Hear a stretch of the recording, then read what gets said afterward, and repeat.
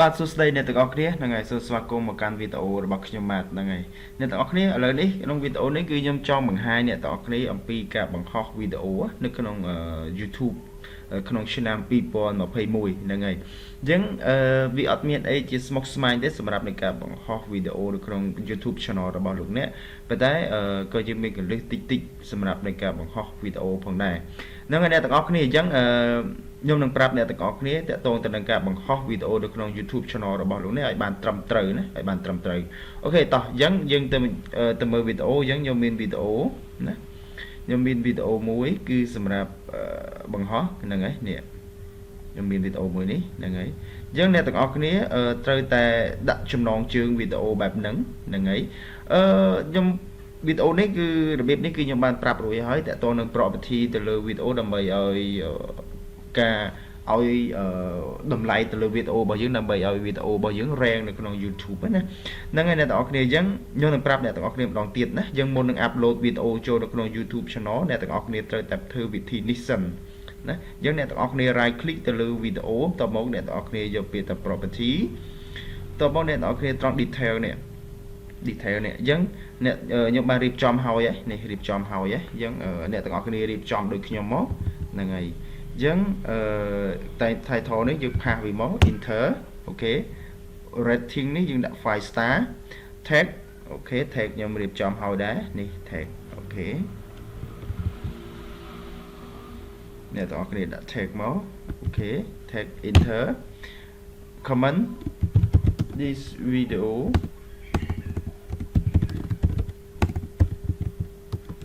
is the best for training អូខេ enter តមកអ្នកទាំងអស់គ្នាចុច apply អូខេអញ្ចឹងហេតុអីប្រហែលជាបងប្អូនមួយចំនួនក៏បានមើលវីដេអូចាស់របស់ខ្ញុំហើយអត់អីទេប៉ុន្តែបើសិនបើបងប្អូនថ្មីណាអត់បានមើលវីដេអូរបស់ខ្ញុំតែឆ្ងល់ហើយបានធ្វើបែបហ្នឹងមានន័យថាគឺការឲ្យតម្លៃគុណតម្លៃគុណភាពទៅលើវីដេអូរបស់យើងមុននឹង upload ទៅលើ YouTube channel មានន័យថា YouTube វាចង់ថាវា rank ណាមានន័យថាវីដេអូរបស់យើងមានតម្លៃមានគុណភាពល្អមាន star តាំងពីមុនមកតន់ upload ចូល YouTube ហ្នឹងហើយអញ្ចឹងយើងឲ្យគុណតម្លៃទៅលើវាឲ្យសិនទៅតមកអ្នកទាំងអស់គ្នា login ចូល channel របស់លោកអ្នកបាទ login ចូលមកតមកអ្នកទាំងអស់គ្នាចុចកន្លែងពាក្យ create នេះហ្នឹងហើយ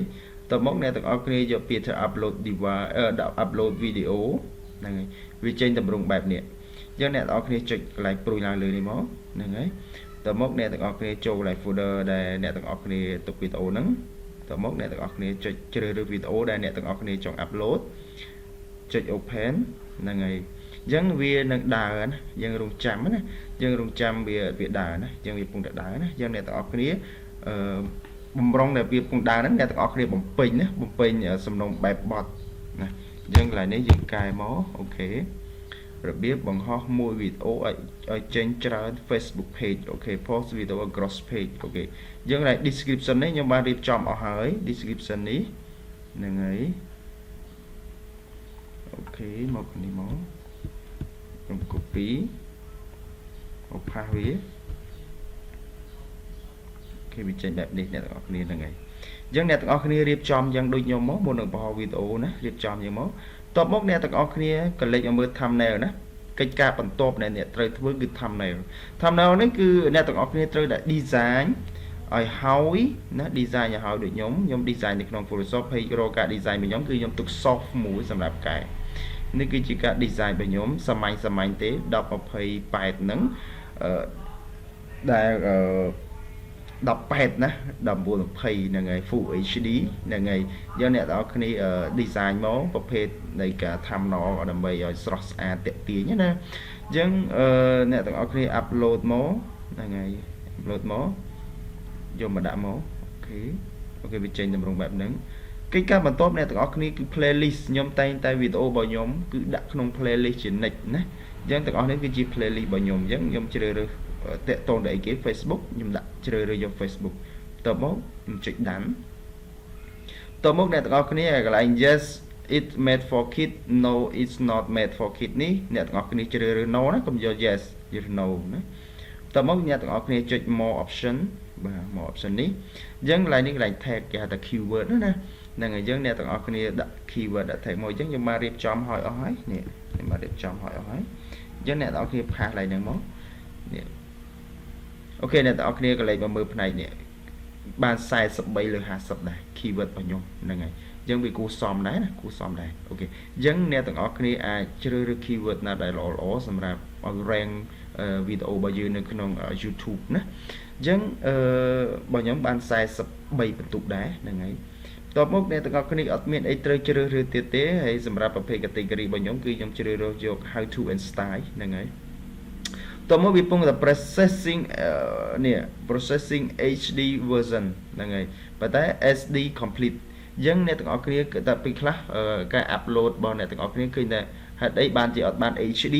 បាទបាន SD អត់សូវច្បាស់អូខេអញ្ចឹងអ្នកទាំងអស់គ្នារងចាំបន្តិចណារងចាំឲ្យវា process HD នេះហើយចាំអ្នកទាំងអស់គ្នាចុច next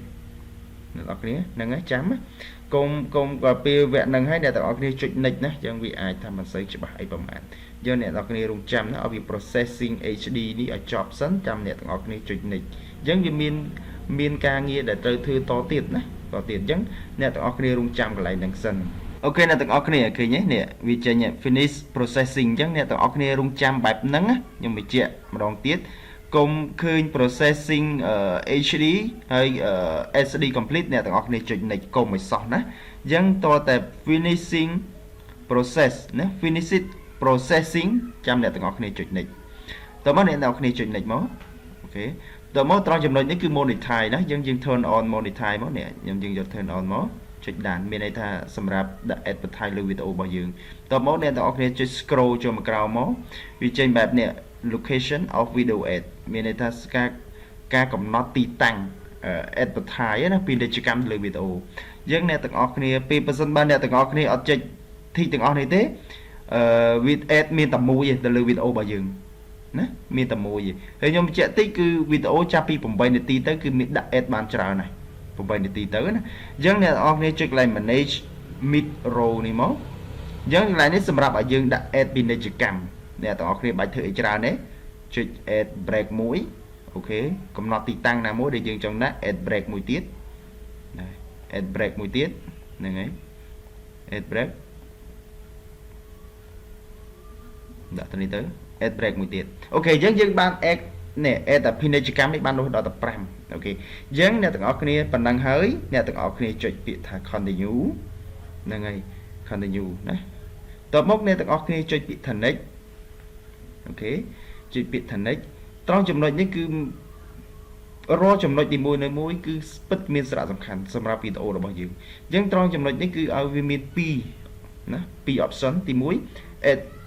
end screen ទីមួយទៀត add card អញ្ចឹងអ្នកទាំងអស់គ្នាចុច add នេះមក end screen អញ្ចឹងជាទូទៅខ្ញុំប្រើទម្រង់មួយនេះណា end screen ណាប្រើទម្រង់មួយនេះអញ្ចឹងយើងជ្រើសវីដេអូណាមួយយកមកដាក់មកអូខេមួយណាក៏បានដែរហ្នឹងហើយពី YouTube អូខេតទៅមកខ្ញុំចុចពាក្យថា save តមកទៀតអ្នកទាំងអស់គ្នា add card បាទ add card មកអញ្ចឹងជាទូទៅខ្ញុំដាក់ប្រមាណដាក់ទៅអូខេខ្ញុំចេះដាក់សិនមកហ្នឹងហើយអញ្ចឹងអ្នកទាំងអស់គ្នាចុច add card ប្រមាណក៏បានអាស្រ័យលើអ្នកទាំងអស់គ្នាចង់បានទេណាអញ្ចឹងខ្ញុំ add តែ4ទេណាខ្ញុំ add តែ4ទេហ្នឹងហើយអូខេខ្ញុំ add តែ4ទេហ្នឹងហើយអញ្ចឹងប៉ុណ្ណឹងហើយអ្នកយើងចុច save ណាយើងចុច save ហើយទាំងអស់នេះគឺកលឹះទាំងអស់នេះអ្នកទាំងអស់គ្នាត្រូវតែធ្វើហេតុអ្វីគឺអាចបង្កើននៅ rank វីដេអូរបស់យើងបង្កើន view របស់យើងបង្កើន watch time របស់យើងណាកន្លែងហ្នឹងណាអាចរក watch time បានអាចរក subscriber បានអាចរក view បានហ្នឹងហើយកន្លែងហ្នឹងបន្ទាប់មកអ្នកទាំងអស់គ្នាចុចពាក្យថា next បាទ next ត្រង់ចំណុចនេះគឺឲ្យយើងជ្រើសរើសតើយើងត្រូវការ public now ឬក៏កំណត់ពេលណាមួយហ្នឹងហើយអញ្ចឹងអ្នកទាំងអស់គ្នាឥឡូវខ្ញុំចូលនេះអ្នកទាំងអស់គ្នាខ្ញុំចង់មើលម៉ោងតើខ្ញុំចង់ផុសថ្ងៃហ្នឹងថ្ងៃទី1ខែ1 2021ហ្នឹងតើម៉ោងណាល្អសម្រាប់ខ្ញុំអញ្ចឹងខ្ញុំទៅមើលម៉ោងសិនអញ្ចឹងរបៀបមើលម៉ោងក៏ខ្ញុំធ្លាប់បានប្រាប់ដែរយើងទៅមើលទាំងអស់គ្នាម្ដងទៀតខ្ញុំយក analytics អូខេតើមកខ្ញុំយកពាក្យថា audience ok dân nhầm mưa máu và mưa máu xâm rạp ngày nhà nâng ngày